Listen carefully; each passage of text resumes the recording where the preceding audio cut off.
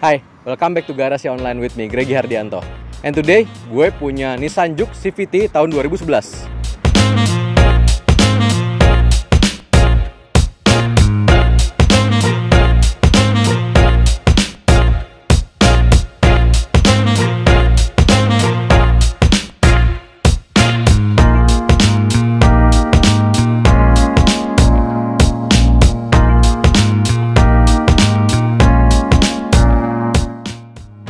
Nissan Juke CVT ini bukan tipe tertinggi. Tipe tertingginya ada di yang RX, CVT RX.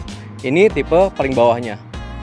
Pertama kali keluar, mobil ini keluar tahun 2011. Ini mobilnya kontroversi, ada yang suka, ada juga yang nggak suka. Karena mobilnya ini modelnya aneh. Modelnya tuh ngelebar-ngelebar kayak kodok. Terus juga lampunya tuh aneh. Orang banyak yang ngira lampu utama di sini, padahal lampu utamanya ada di sini. Mobil ini lumayan laku. Jadi pertama kali keluar tuh ada 3.500-an apa itu laku ya. Dan sampai terakhir tuh 2020 modelnya masih sama kayak gini, cuma facelift dikit-dikit doang. Nah, sekarang kita bahas yuk dari depan yuk. Ini kebetulan kap mesin udah di spotlight ya, warna hitam. Terus di sini tadi gue bilang di sini ada lampu senja, lampu sen. Nah, kalau di sini ini lampu utamanya. Nah, di bagian bawah juga dia punya fog lamp. Jadi lampunya tuh tingkat 3. Lucu ya. Terus di sini grillnya modelnya kayak Nissan pada umumnya, modelnya kayak X-Trail, modelnya kayak gini. Terus ada kayak model V. Ini lampu utamanya modelnya sih biasa aja ya, bulat gitu, tapi unik sih karena orang mengira di atas ternyata di bawah. Nah, di bagian bawahnya ini ada bolongan 3 gede-gede, ini buat pendingin radiatornya. Lucu sih modelnya juga. Ini aneh sih modelnya, tapi unik sih, bagus. Dan untuk visibility-nya agak lumayan. Ini kacanya agak gede. Terus juga kalau misalkan nyetir dari dalam, lampunya ini kelihatan. Jadinya kita tahu patokan kalau nyetir ujungnya itu ada di mana. Kompetitor dari mobil ini ada Suzuki XX4. Terus setelah ini keluar, nggak lama ada Ford EcoSport, Chevrolet Trax.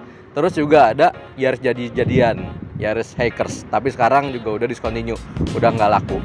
Dan juga HR-V. Sekarang kita lanjut lagi ke bagian samping. Nah, untuk bagian sampingnya, untuk tipe RX, tipe CVT, sama semua peleknya. Dia pakai peleknya ring 17. Nah, kalau untuk remnya, ini dia pakai cakram, tapi yang belakang masih pakai tromol. Terus ada lampu sen Defender bukan Land Rover, tapi ada Defender. Terus spionnya ini dia udah retract.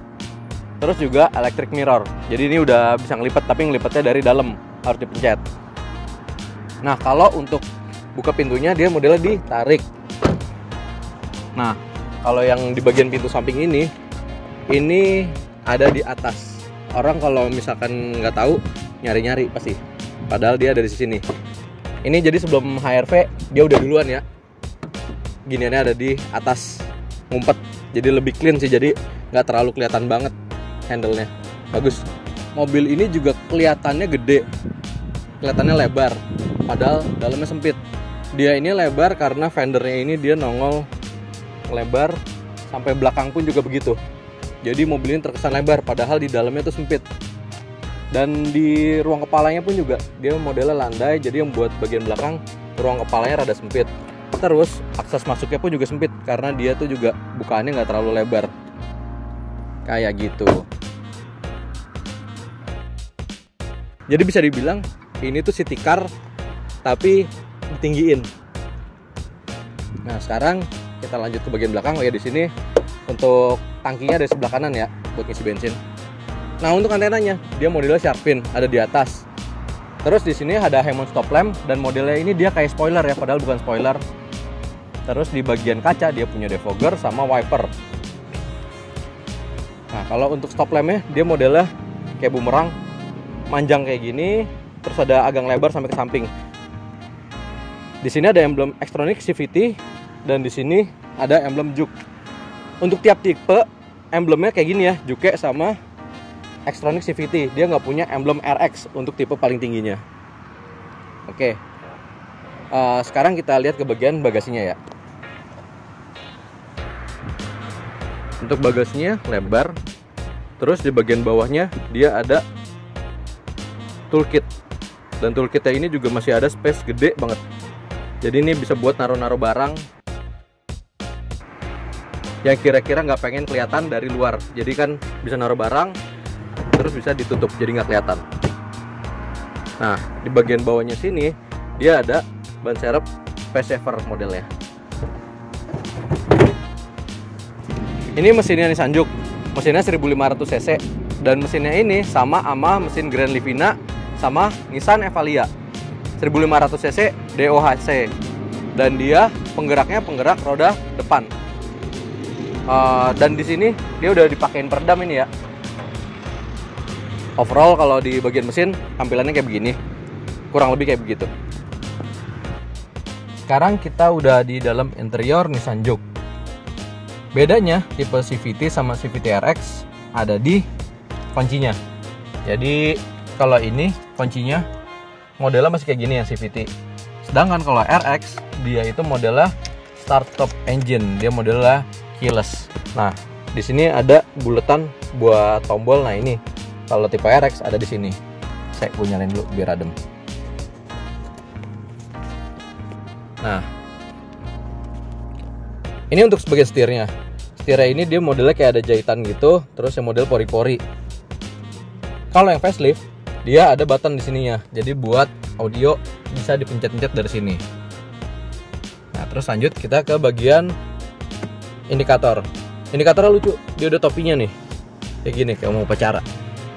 Nah, di bagian indikatornya di sini ada RPM, kecepatan, terus juga ada MID digital gitu. Dia buat temperatur mesin, terus temperatur suhu luar, odometer, trip meter, bensin, sama indikator transmisi. Terus juga gelap terangnya bisa diatur, diputar-putar, sama buat trip A, trip B, dan menu-menu segala macam bisa dipencet di sini. Nah, kalau untuk lampu, biasanya kalau di mobil pada umumnya dicetek sekali lampu senja, terus dicetek 2 kali, dia lampu utama. Kalau ini enggak, dia ada 3 cetekan, 1, 2, 3. Nah itu, soalnya kan dia lampunya ada 3 tuh, jadi masing-masing kebagian atu-atu. Kalau untuk isi AC, dia modelnya kayak Brio, dia bulat, bisa diputar-putar, dan terus dia ada tweeter kiri kanan di bagian pilarnya. Nah, kalau di bagian pintunya, dia juga lucu, ini tuasnya dia modelnya agak ngebulet gitu, jadi masuk tangan.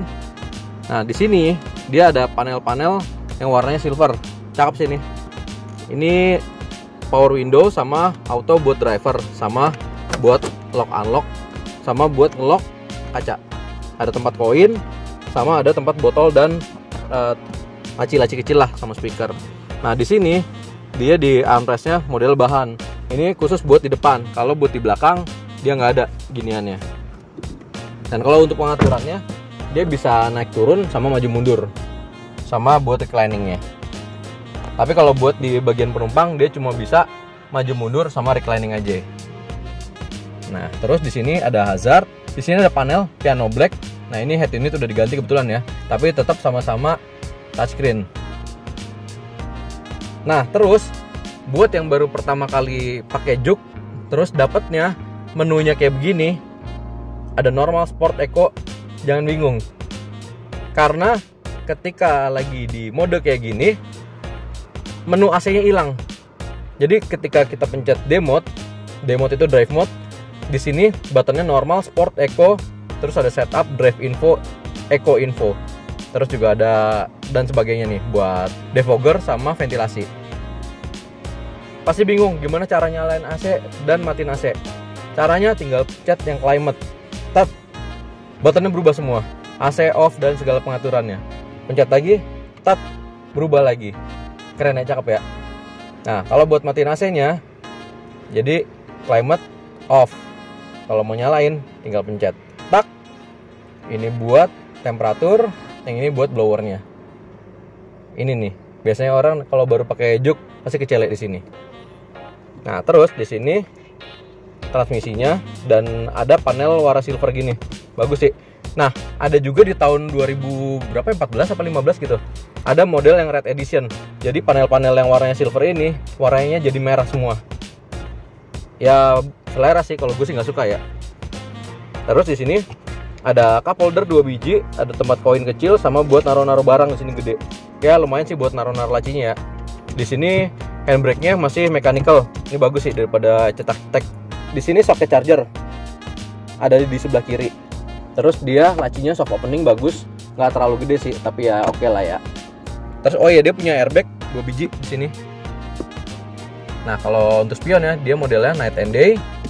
Di sini sun visor, dia ada kaca kiri kanan. Nah, terus di sini dia juga ada lampu utama sama lampu baca kiri kanan. Tapi sayang lampunya cuma sebiji. Di bagian belakang gelap semuanya, dia nggak ada lampunya. Dan kalau untuk didudukin, ini enak sih. Dia modelnya nopang punggung dan joknya lumayan tebel. Terus kalau untuk setir, dia bisa skill steering tapi dia nggak ada teleskopiknya sayangnya. Di bagian sini dia ada buat electric mirror, retract, sama buat leveling lampu. Jadi lampu bisa diatur tinggi rendahnya.